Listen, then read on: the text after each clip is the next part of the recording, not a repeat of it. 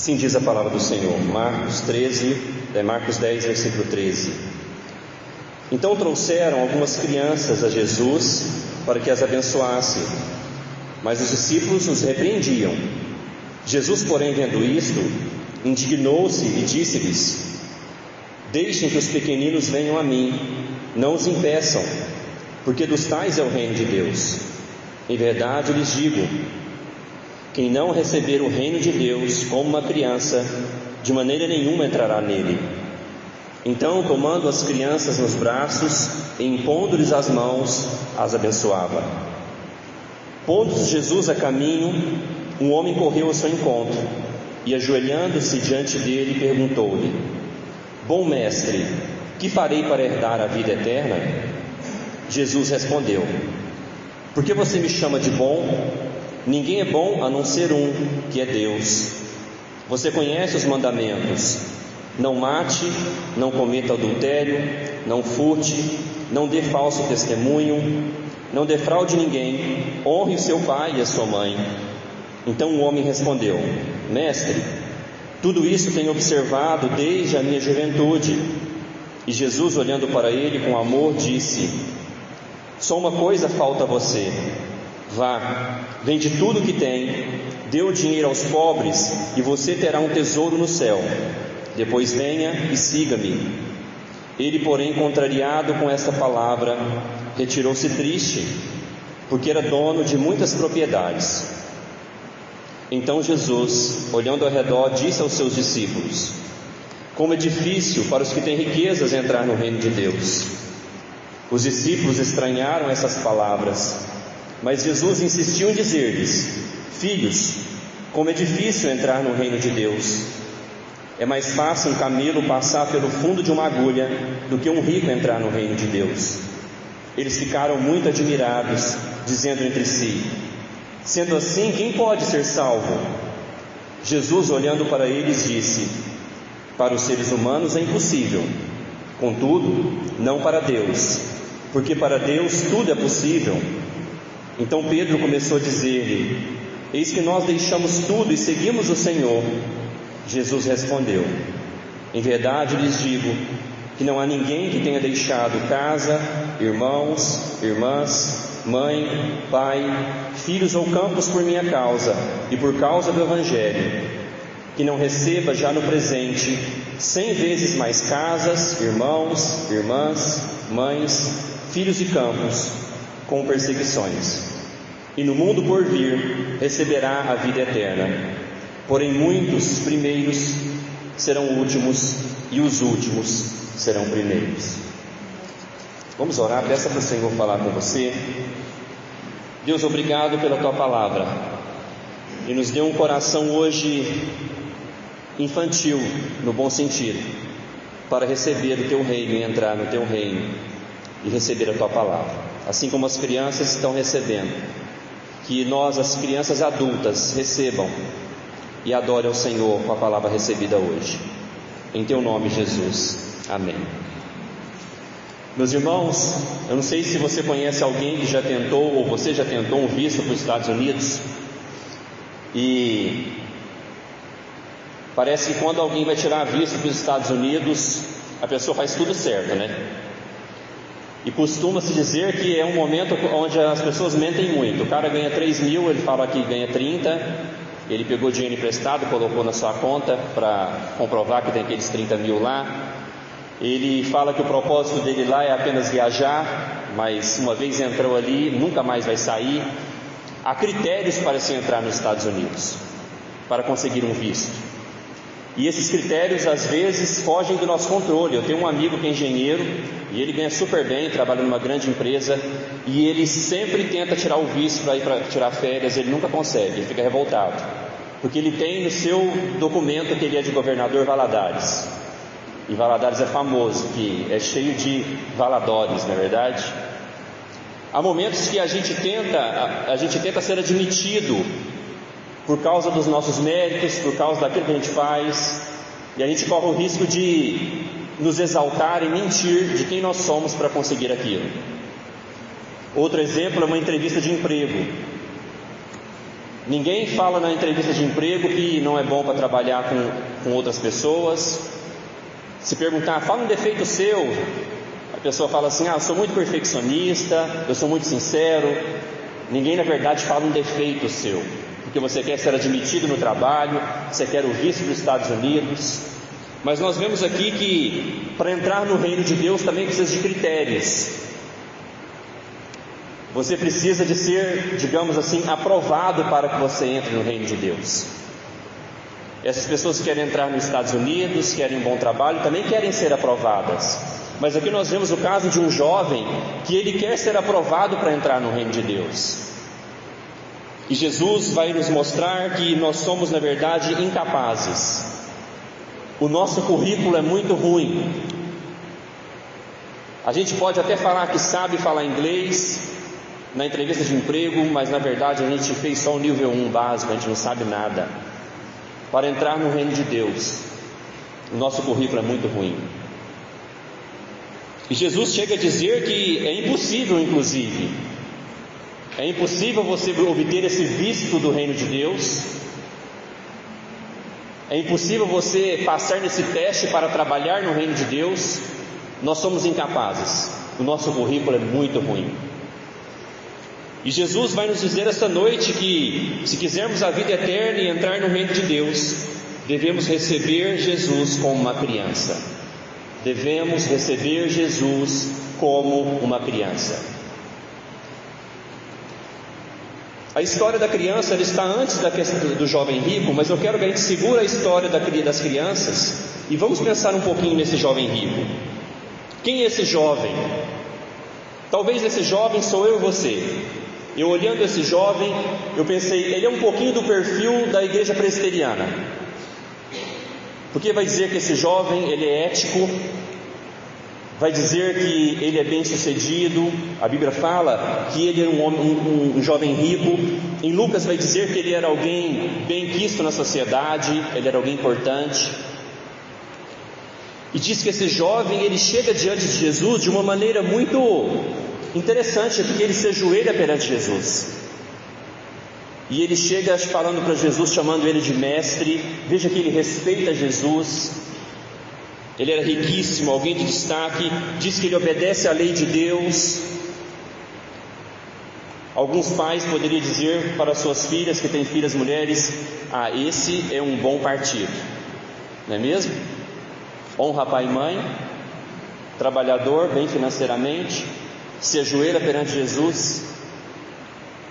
Esse é um bom partido. Mas esse bom partido, ele quer entrar no reino de Deus. Há no seu coração, embora ele tenha isso tudo, embora ele é alguém respeitado, há no coração dele uma inquietude. Ele chega diante de Jesus e ele sabe que ainda falta alguma coisa.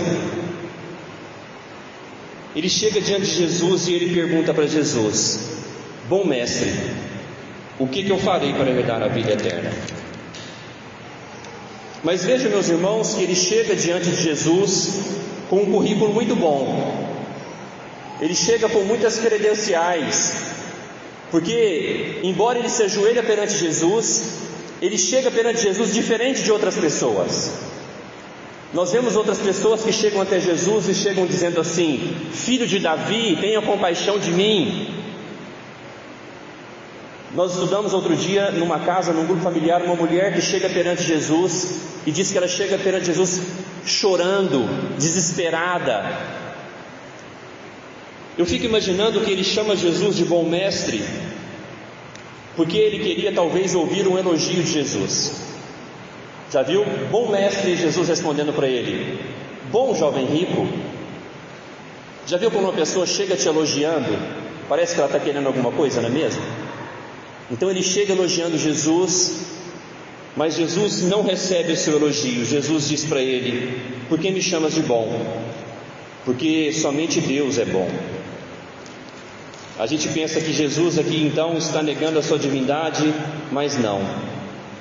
Jesus está cumprindo o que fala sobre ele em Filipenses 2, que diz o seguinte: que mesmo ele existindo na forma de Deus, não considerou ser igual a Deus. Jesus se humilha dizendo que somente Deus é bom, que não há ninguém bom perante Deus.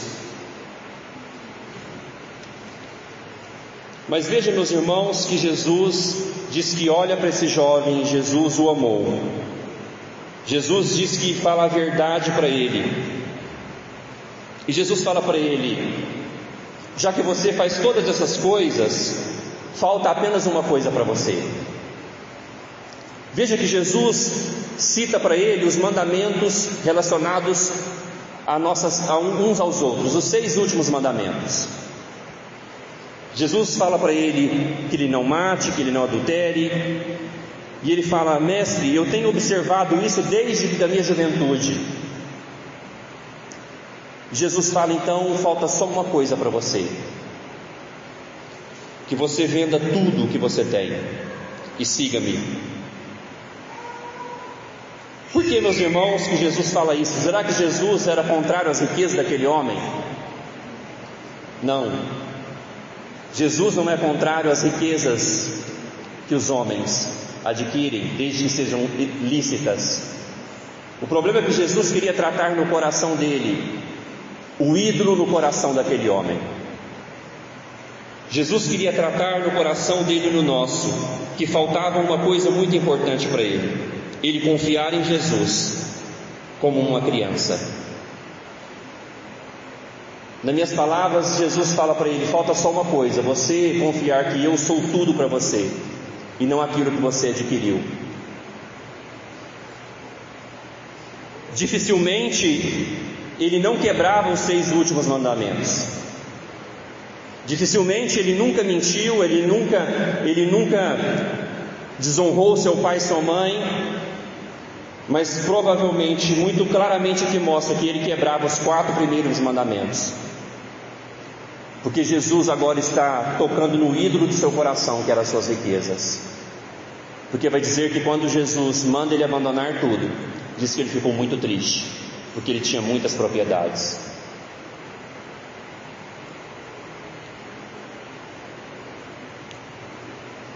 Meus irmãos, o que é mais caro para você nesse mundo?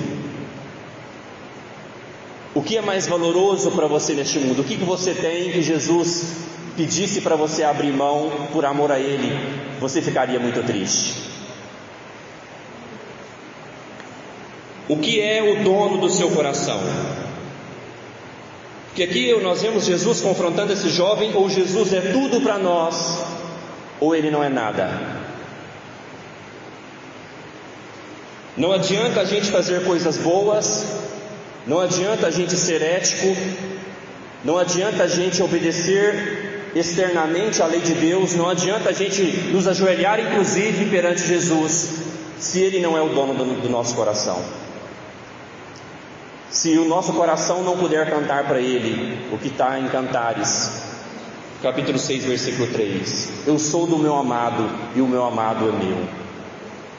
Ou Jesus é tudo para nós, ou Jesus não é nada. Porque há o perigo, meus irmãos, de nós queremos o reino de Deus. Esse jovem queria entrar no reino de Deus. Havia essa inquietude no seu coração, que mesmo ele fazendo boas obras, mesmo ele sendo um bom cidadão, ele ainda não tinha o reino de Deus. Mas há o perigo da gente querer a salvação e não querer o rei do reino, e não querer o Senhor do reino, e não querer que Ele governe a nossa vida e seja o dono do nosso coração. Vocês estão me entendendo? Ou Jesus é tudo, ou Ele não é nada para nós. E daí os discípulos, ouvindo isso, meus irmãos, diz que os discípulos, Jesus olha para eles no versículo 23, acompanhe comigo. Então Jesus, olhando ao redor, disse aos seus discípulos: como é difícil para os que têm riquezas entrar no reino de Deus. Versículo 24: os discípulos estranharam essas palavras, mas Jesus insistiu em dizer-lhes: filhos, como é difícil entrar no reino de Deus. E daí Jesus usa uma história que é mais fácil um camelo passar pelo fundo de uma agulha do que um rico entrar no reino de Deus. Veja, meus irmãos, que o problema de Jesus não é com as posses daquele homem. O problema era quem era o Deus do coração dele. O problema era em quem ele confiava. Porque quando nós vimos essa explicação de Jesus, alguns vão dizer o seguinte, que era uma porta que tinha lá, que parecia uma agulha, e os camelos tinham dificuldade de passar por ela, que os camelos tinham que se agachar para passar pela porta. Não é isso. Porque depois Jesus vai dizer que é impossível alguém entrar no reino de Deus. Por que é impossível, meus irmãos? Porque para entrar no reino de Deus é necessário nascer de novo, e só o próprio Deus pode dar esse nascimento. Então não é impossível apenas para os ricos que confiam na sua riqueza, é impossível também para os pobres que confiam em alguém, em algum governante. É impossível para cada um de nós entrar no reino de Deus, mas para Deus tudo é possível. E Jesus vem falar para eles que qualquer um que queira entrar no reino de Deus, o seu currículo não o capacita para isso. Não adiantava as boas obras daqueles jovens, não adiantava nada. O que nós precisamos é dessa ação de Deus que transforma o nosso coração, para que tire os vidros do nosso coração, para que nós possamos confiar nele como uma criança. E os discípulos perguntam agora, Pedro, ele sempre falando, ele fala, e nós, Jesus? Versículo 28. Então Pedro começou a dizer-lhe, e eis que nós deixamos tudo para seguir o Senhor. Os discípulos fizeram isso literalmente. Eles venderam tudo, eles deixaram tudo para seguir Jesus. E Jesus fala para ele, vocês vão receber recompensa, vocês vão ser recompensados nessa vida, mas vocês também receberão recompensas na vida eterna. Jesus aqui não está defendendo salvação por obras, mas está mostrando na pessoa dos seus discípulos que eles de fato creram e entregaram tudo para o seu Senhor. Aqueles que creram estão dispostos à renúncia. Os discípulos de Jesus, Pedro e os demais deixaram tudo para seguir Jesus. E Jesus promete para eles não só coisas dessa vida, mas também a eternidade, para aqueles que confiam no Senhor, que sabem que são incapazes, mas entregam tudo para Jesus, entregam o seu coração, entregam tudo que têm para servir ao Senhor. E diz que eles vão receber, meus irmãos, bênçãos nessa vida, bênçãos espirituais. Eu olhando esse texto, eu comecei a pensar na minha trajetória. Quantos irmãos na fé, quantas mães, durante o ministério nós vamos fazendo, quantas casas, quantas pessoas importantes Deus vai nos dando na caminhada. Veja que essas promessas de Deus são promessas que nós encontramos na igreja. Diz que uma vez que nós deixamos tudo para seguir o Senhor Jesus, nós ganhamos mães, ganhamos irmãos. Você consegue ver na igreja as promessas das bênçãos de Deus para você? Repito, você consegue ver na igreja as promessas das bênçãos de Deus para você? Você consegue ver que uma vez que você seguiu Jesus, o seu coração é dele, você ganhou mães, você ganhou irmãos. As promessas de Deus são essas bênçãos espirituais que nós encontramos na comunidade.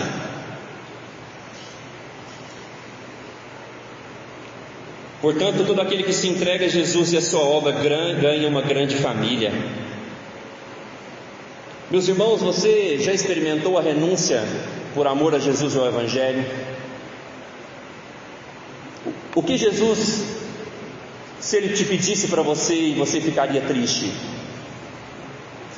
Se Jesus te pedisse alguma coisa, alguma renúncia, você perder algo para o bem dos outros, para o bem da igreja, você estaria disposto a renunciar a algo? Você estaria disposto a abraçar esse evangelho que nós cantamos, o evangelho da cruz? É a cruz que nos salva, mas é a cruz também agora que eu carrego, por amor a Jesus e por amor ao evangelho. Você está disposto à renúncia?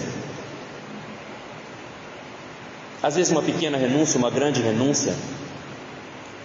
Eu lendo esse texto, eu lembrei de uma história. Eu estava na base missionária da Jocum, e tinha um jovem que ia ser enviado para a Etiópia naquela semana. E daí eu olhei o tênis dele lá de trás, o tênis dele estava meio velhinho, e eu tinha acabado de comprar um Nike. Difícil comprar um Nike naquela época. E começou a me vir uma inquietude assim: esse Nike vai caber, vai ser bom para ele ir para a Etiópia. Daí me veio até aquele versículo: conformosos são os pés do que anunciam as boas novas. Começou a me incomodar para me dar o tênis para ele. Daí eu pensei assim, coração duro, né? Ah, mas ele é mais baixo que eu, ele não calça meu número. Daí acabou o culto, cheguei e perguntei para ele: Júnior, quanto que você calça? 40. Falei: então você vai para a Etiópia com um tênis novo, esse tênis seu não está legal. Porque o serviço a Deus, meus irmãos, vai nos pedir renúncias, coisas que às vezes estão dominando o nosso coração. Por isso que Jesus trata o Deus do coração desse jovem.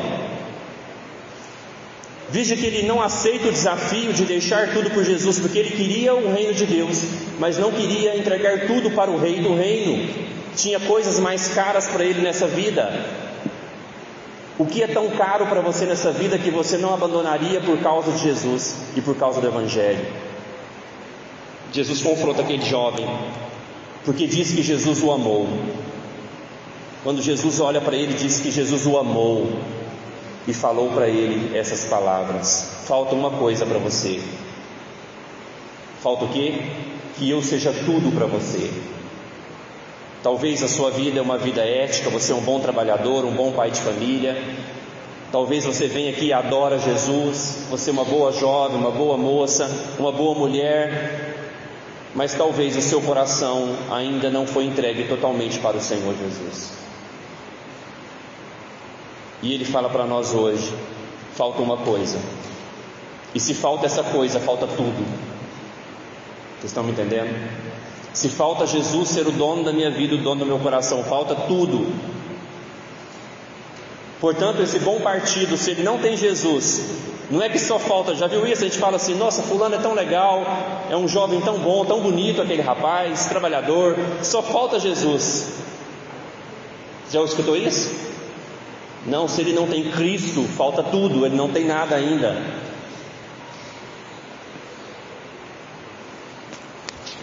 O problema de Deus nunca foi com as posses. Às vezes Deus abençoa homens para que o reino de Deus seja abençoado. O problema de Jesus aqui conosco hoje é quem é o dono do nosso coração.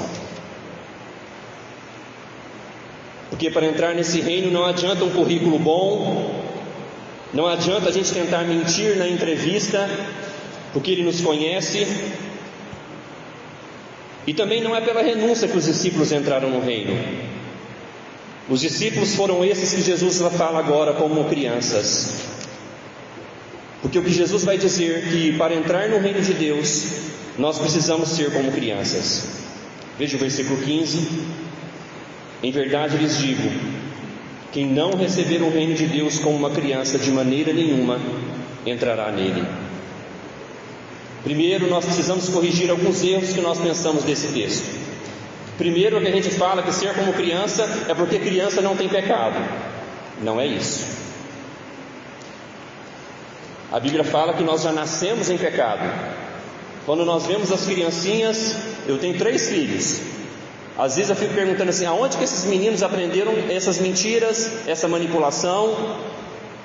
Criança tem pecado.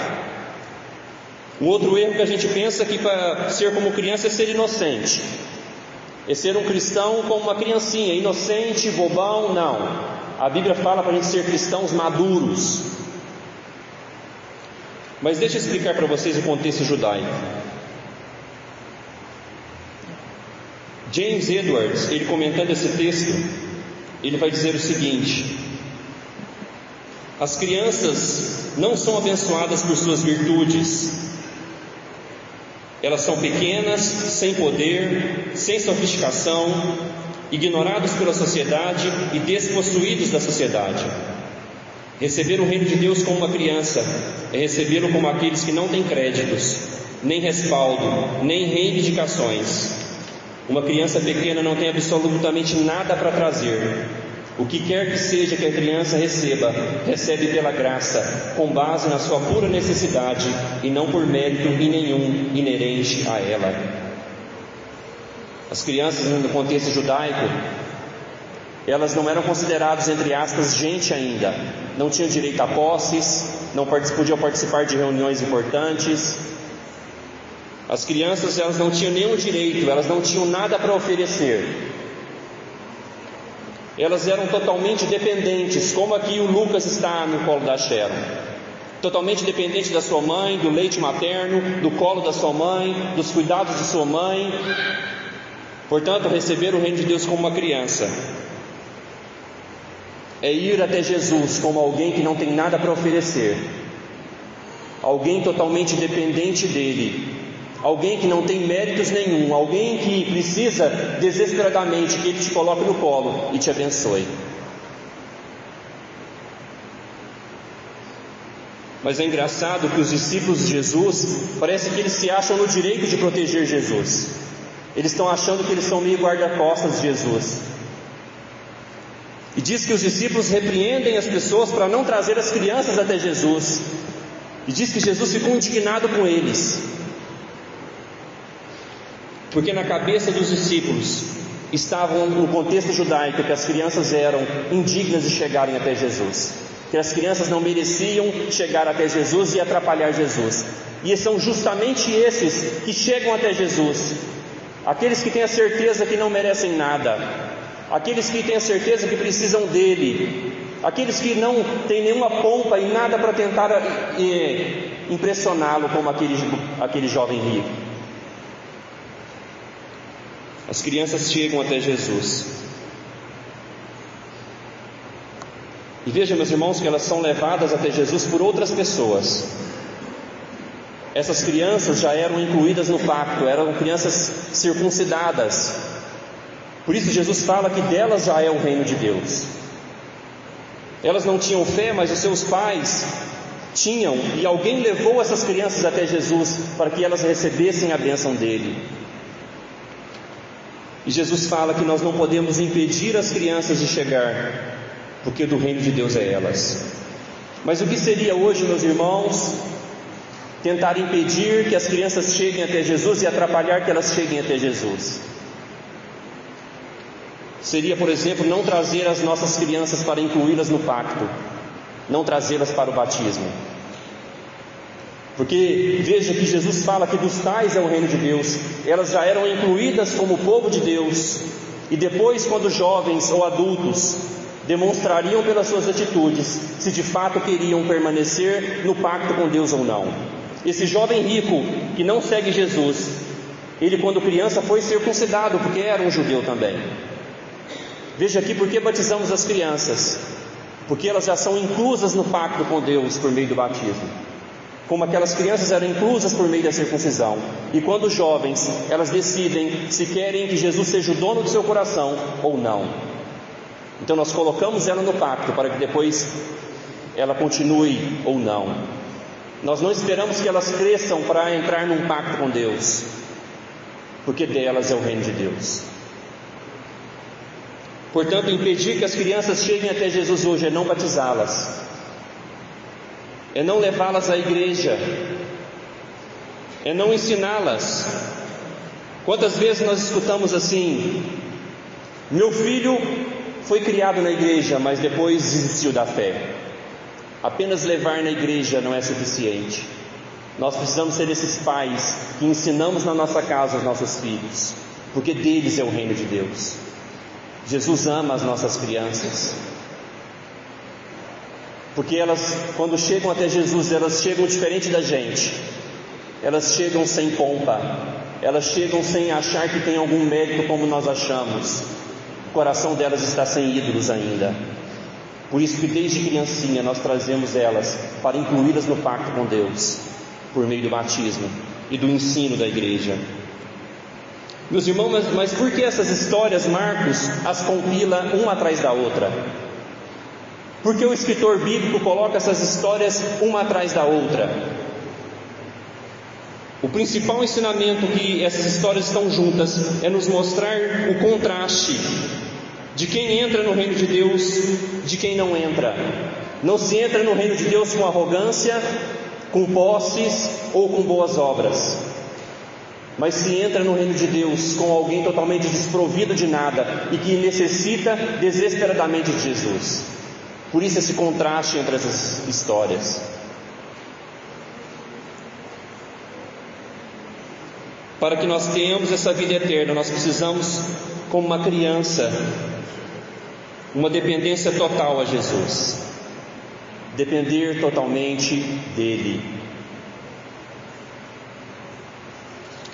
Meus irmãos, há algum ídolo no seu coração? O que rivaliza no seu coração com Jesus? Quem é o dono do seu coração? Esse jovem era as suas riquezas, e ele dava tanto valor naquilo que ele tinha, que ele nega o convite de seguir Jesus. Essas crianças não tinham nada para oferecer para Jesus, por isso Jesus as recebe, porque elas confiam totalmente nele. Nós temos que pensar que lugar então os bens ocupam na minha vida. O que você tem de tanto valor que você negaria seguir Jesus por isso? O que te atrapalha a se entregar totalmente nos braços do Salvador, como uma criança que vai para o colo para que Ele abençoe? O mesmo amor que Jesus olha para aquele jovem, Jesus olha hoje para o seu coração, e Jesus fala, Ele te diz a verdade: vende tudo que você tem, joga fora tudo aquilo que você dá tanto valor, que você ainda não se tornou um seguidor do Senhor Jesus. Seja como uma criança desprovida de qualquer mérito. E veja, meus irmãos, que seguir a Jesus é também renunciar por Ele. Ele é a melhor escolha. Se você crer, se você se entrega para Jesus e para o Evangelho, Ele promete bênçãos, Ele promete a vida eterna, Ele promete nos recompensar espiritualmente, Ele promete algo superior para aqueles que creem.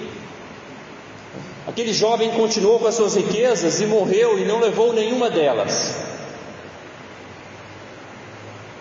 Portanto, sempre aquilo que Jesus promete é superior, porque é eterno para cada um de nós. Os discípulos perguntam a Jesus: e nós? Nós deixamos tudo pelo Senhor. E Jesus promete para ele bênçãos, tesouros.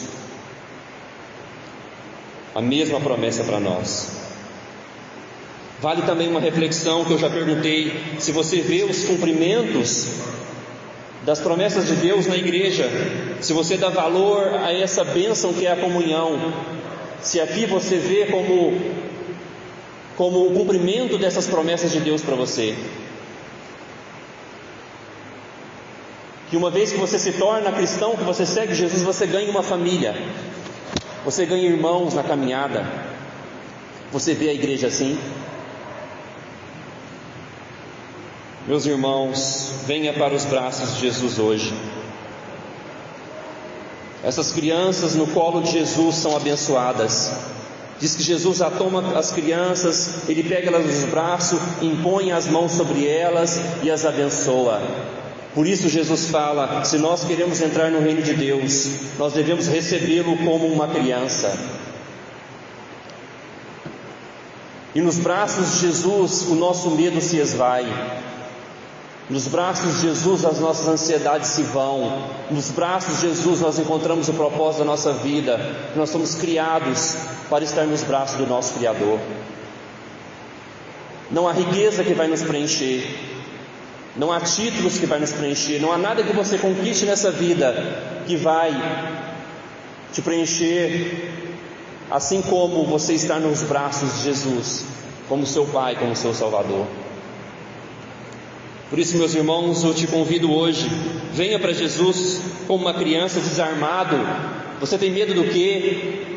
Por que você não se assume como um cristão, como um seguidor de Jesus? Venha desarmado, venha sem direitos mesmo. Não tente argumentar como numa entrevista de emprego.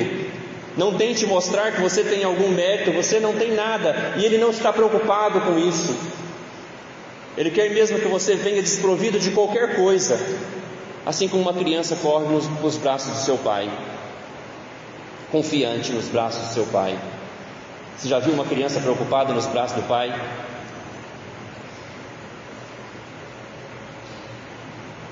Venha ser abraçado por Jesus, venha ser abençoado por Jesus.